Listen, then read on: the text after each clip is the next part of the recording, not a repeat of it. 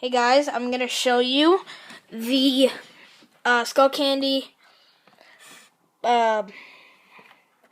pipe and a new iPod I got from the flea market today because I was there listening. It's a scream by Usher. Yeah, we're gonna start with the skullcandy pipe. So, very sleek design. Skullcandy logo.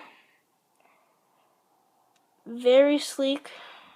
As you can see, you can plug in your adapter to your iPod, which I have right here.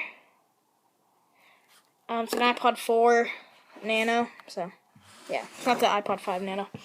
Here you go. You got that, and then this can run on batteries, but I run it on a cord. It takes 4 AAAs. And then here, there's a line in. Hold on, sorry about the unfocus. Line in, and then DC 5V, which is the charger. Then on and off switch. So, yeah, let's turn it on.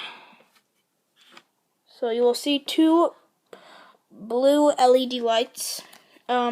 Here you got the volume down and volume up. They are touch, by the way. They're not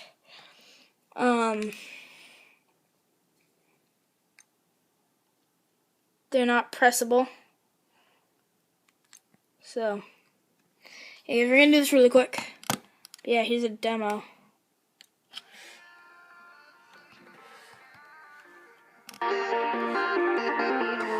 All the way up. Sounds better in person, but all the way up. Yes! Oh my God!